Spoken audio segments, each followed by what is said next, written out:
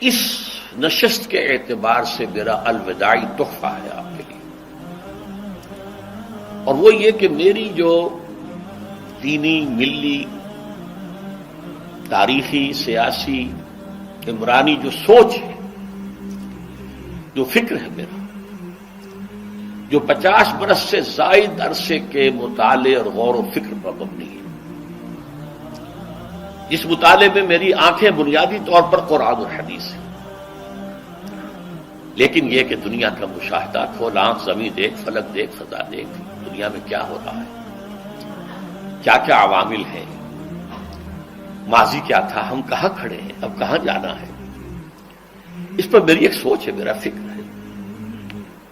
پھر یہ کہ ہماری اخروی نجات کا دار و مدار کس چیز پر ہے۔ تاریخ کے بہاؤ کو نہ میں روک سکتا ہوں، نہ آپ روک سکتے ہیں، وہ تو ڈانگ بہتا رہے گا، اور اس کو فیصلہ کرنے والا صرف اللہ ہے۔ کسی فرد بشر کے اختیار میں نہیں ہے کہ وہ تاریخ کے بہاؤ کو موڑ دے۔ ہاں، محمد رسول اللہ نے موڑا تھا صلی اللہ علیہ وسلم، لیکن یہ ہے کہ ہم اس تاریخ کے بہاؤ میں تنکوں کی طرح بہتے چلے جائیں، یا یہ کہ ہمیں کچھ کرنا ہے۔ اس اعتبار سے میں اپنے فکر کا خلاصہ آج آپ کی خدمت میں پیش کروں گا، وہ میرا اس سلسلہ اجتماعات کے اعتبار سے الوداعی تحفہ ہوگا۔ اب میں آغاز کر رہا ہوں۔ پہلی بات، اس سبب میں 3 باتیں مجھے کہنی ہیں۔ سب سے پہلی بات یہ کہ زندگی کی سب سے بڑی حقیقت موت ہے۔ ہم بھلائے رکھتے ہیں، اپنے ذہن سے اسے دور رکھتے ہیں، لیکن واقعہ یہ ہے کہ زندگی کی سب سے بڑی حقیقت موت ہے۔ خدا کے منکر پیدا ہوئے ہیں، لیکن موت کا انکار کرنے والا تو کوئی پیدا نہیں ہوا۔ اس لیے میں نے آیت آپ کو سنائی، کل نفس ذائقۃ الموت، ہر ذی نفس کو موت کا مزہ چکھنا ہے، ہر جاندار کو موت کا مزہ چکھنا ہے۔ ثم الینا ترجعون، پھر ہماری طرف لوٹا دیے جاؤ۔ تو زندگی کی سب سے اہم حقیقت موت، اور موت کے بعد رجوع اللہ، آخرت، یہ سب سے بڑی حقیقت ہے۔ ایک حقیقت سب مانتے ہیں، سب جانتے ہیں، دوسری حقیقت کے اوپر پردہ پڑا ہوا۔ میں نے اس اعتبار سے نوٹ کیا، یہ الفاظ قرآن میں 3 مرتبہ ہے، کل نفس ذائقۃ الموت، ہر جاندار کو موت کا مزہ چکھنا ہے۔ انبیاء اس سے مستثنا نہیں رہے، رسول اس سے مستثنا نہیں رہے، اولیاء اللہ مستثنا نہیں رہے۔ وقتی طور پر استثناء حضرت عیسیٰ کا ہے کہ ابھی وہ زندہ ہے، لیکن عیسیٰ یاتی علیہ الموت، حضور نے فرمایا عیسیٰ پر بھی موت آئے گی، جب دوبارہ آئیں گے، زمین پر اتریں گے، پھر اس کے بعد ان پر موت وارد ہوگی، ان کی نماز جنازہ پڑھی جائے گی، انہیں دفن کیا جائے گا حضور کے پہلو میں، شادی بھی کریں گے، اولاد بھی ہوگی۔ باقی تو یہ ہے کہ کل نفس ذائقۃ الموت، سب کو موت کا مزہ چکھنا ہے۔ عیسیٰ بھی بالآخر اس سے مستثنا نہیں رہیں گے، بلکہ قرآن میں ایک جگہ کہا گیا ہے افإن مت فهم الخالدون، کیا ہے نبی، اگر آپ کا انتقال ہو گیا تو یہ کیا ہمیشہ رہیں گے؟ کون ہے دنیا میں جو ہمیشہ رہے؟ انتقال تو ہونا، آپ کا بھی ہونا ہے۔ انک میت وانہم لمیتون، یہ تو مختصر ترین الفاظ تھے۔ اس سے آگے بڑھیے، سورہ انبیاء میں فرمایا کل نفس ذائقۃ الموت وَنَبْلُوكُمْ بِالشَّرِّ وَالْخَيْرِ فِتْنَةً وَإِلَيْنَا تُرْجَعُونَ، ہر جاندار کو موت کا مزہ چکھنا ہے، اور اس سے پہلے پہلے ہم تمہیں آزماتے رہیں گے، خیر کے ذریعے بھی، بھلائی دے کر، صحت دے کر، دولت دے کر، اولاد دے کر، شہرت دے کر، اور برائی کے ذریعے سے بھی، تنگ دستی دے کر، بے عزتی دے کر، اہانت دے کر، ذلت دے کر، وَإِلَيْنَا تُرْجَعُونَ، اور پھر ہماری طرف لوٹائے جاؤ گے۔ یہ وہ دوسری حقیقت جو میں نے کہا کہ جس پر پردہ پڑا ہوا ہے، بہت بڑا پردہ ہے۔ لوگ یہی سمجھتے ہیں کہ یہی دنیا کی زندگی ہے۔ قرآن کہتا ہے ان الدار الآخرۃ لہی الحیوان لو کانوا یعلمون، یہ تو آخرت والی زندگی ہے جو اصل زندگی ہے، کاش کہ انہیں معلوم ہوتا۔ اس سے بھی زیادہ تفصیل سے یہ آل عمران میں آئی ہے آیت۔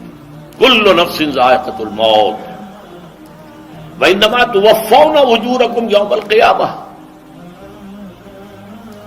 ہر جاندار کو موت کا مزہ چکھنا ہے اور پھر تمہیں پورا پورا تمہارا اجر اور بدلہ دے دیا جائے گا قیامت کے دن۔ فمن زحزح عن النار وادخل الجنۃ فقد فاز، جو کوئی آگ سے بچا لیا گیا اور جنت میں داخل کر دیا گیا وہ تو کامیاب ہو گیا۔ اللہم ربنا اجعلنا منہم، اللہم ربنا اجعلنا منہم، اللہم ربنا اجعلنا منہم۔ وما الحیات الدنیا الا متاع الغرور، اور دنیا کی زندگی تو سوائے دھوکے کے سامان کے اور کچھ نہیں۔ دھوکہ کس معنی میں؟ یہ تمہیں اصل زندگی سے غافل کر دیتی ہے۔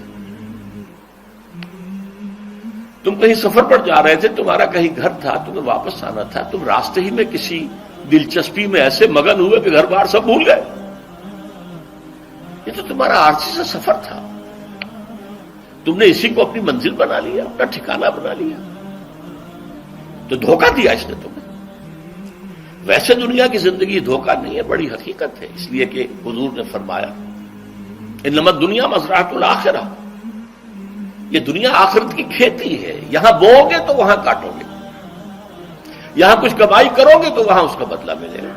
اس اعتبار سے دنیا بہت بڑی حقیقت ہے، ایک ایک لمحہ بہت بڑی قیمتی شے ہے، لیکن اگر یہ دنیا تمہیں آخرت سے غافل کر دے تو اس سے بڑا دھوکے باز اور کوئی نہیں۔ یہ اصل دجال ہے۔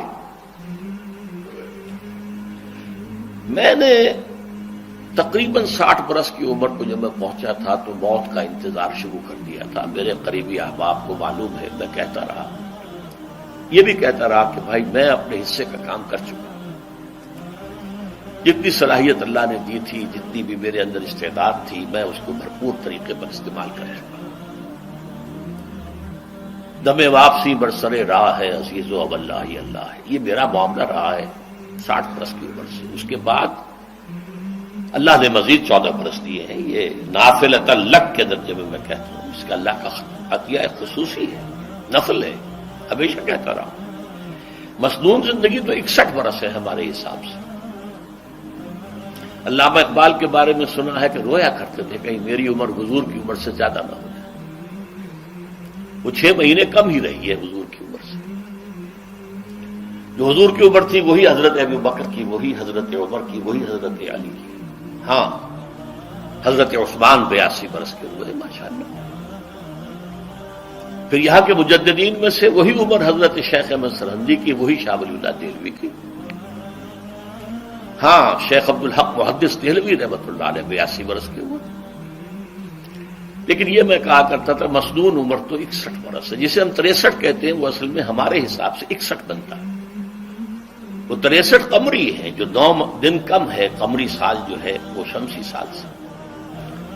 بہرحال میں اس وقت سے منتظر تھا، لیکن جو بھی وقت اللہ نے دیا ہے، اللہ کا شکر ہے، وہ مفید کاموں میں لگا ہے۔ ان میں خاص طور پر میں سمجھتا ہوں کہ اللہ کا مجھ پر سب سے بڑا احسان، اور مجھے پر نہیں، بہت بڑے پیمانے پر لوگوں پر جو احسان ہوا ہے، وہ میرا 1998 کا دورہ ترجمہ قرآن جو کراچی میں ہوا تھا۔ 1998 کے مارچ میں میرا بڑا آپریشن ہوا، دونوں گھٹنے تبدیل کیے گئے، لیکن 98 کے آخر میں، حالانکہ میں چل نہیں سکتا تھا، کراچی میں مسجد جو ہے اونچی ہے، دوسری منزل پر ہے، تو خاص ریمپ بنایا گیا جس کے ذریعے میں ویل چیئر پر مجھے لے جایا جاتا تھا۔ میں نے درس دیا۔ اس درس کی گزشتہ چند سالوں سے پوری دنیا میں جو گونج ہوئی ہے اللہ کے فضل و کرم سے، اللہ کی کوئی حکمت خداوندی اس کے ساتھ وابستہ ہے۔ اس میں میرے کسی کام کو دخل نہیں ہے، میری کسی کوشش کو دخل نہیں ہے۔ میں نے تو جو درس میں دیتا آ رہا تھا سن 85 سے دورہ ترجمہ قرآن، البتہ یہ بات ضرور ہے کہ میں نے محسوس کیا تھا کہ سن 98 کے اس درس میں دورہ ترجمہ قرآن کے مجھے خصوصی انشراح حاصل تھا۔ میری ساری گفتگو کا حاصل کیا ہے؟ دیکھیے، نظریاتی تحریکوں کا تعلق اشخاص سے نہیں ہوتا، ٹھیک ہے، کوئی اس کا داعی ہوتا ہے، کوئی اس کا مؤسس ہو جاتا ہے، کوئی اس کا آغاز کرنے والا ہوتا ہے، لیکن نظریاتی تحریک افراد سے وابستہ نہیں۔ افراد آتے چلے جاتے ہیں اپنا اپنا حصے کا کام کر کے، جس کو جتنا مقدر ہے، جس کی جتنی اللہ تعالیٰ کی طرف سے توفیق ہے، وہ اپنا کام کرے گا، چلا جائے گا۔ یہ چمن یوں ہی رہے گا اور ہزاروں جانور اپنی اپنی بولیاں سب بول کر اڑ جائیں گے۔ مبارک ہیں وہ لوگ جنہیں قرآن کی بولی بولنا نصیب ہو جائے۔ وَإِنْ يَحْسَبُ أَنِّي مِنْهُمْ، مجھے گمان ہے، اللہ کا فضل ہے کہ میں ان میں سے ہوں، میں نے قرآن کی بولی بولی ہے۔ اور قرآن مجید کو جیسا کہ وہ ہے، ایز اٹ از، اپنے کو مذمومہ خیالات، اپنے کوئی ذہن سے زائدہ نظریات کو میں نے اس میں دخل نہیں دیا، جسے انگریزی میں آپ آبجیکٹیولی کہتے ہیں۔ خالص معروضی طور پر قرآن کو پڑھا، قرآن کو قرآن سے سمجھائے یا پھر سیرت رسول سے سمجھائے۔ میں لفظ سنت کی بجائے سیرت استعمال کر رہا ہوں۔ قرآن مجسم حضور تھے صلی اللہ علیہ وسلم، اور حضور کی سیرت اور حیات جو ہے وہ قرآن مجید کی اصل تفسیر ہے۔ یہ حقیقت بھی بہت کم لوگوں کے علم ہے۔ وہ احادیث کا نام تو لیتے ہیں، احادیث بھی ہے، سیرت بھی تو احادیث ہی سے ہمیں ملتی ہے، لیکن میں خاص طور پر سنت یا حدیث کی بجائے سیرت کا استعمال۔ قرآن کی دو سورسز ہیں، قرآن خود اور سیرت رسول صلی اللہ علیہ وسلم۔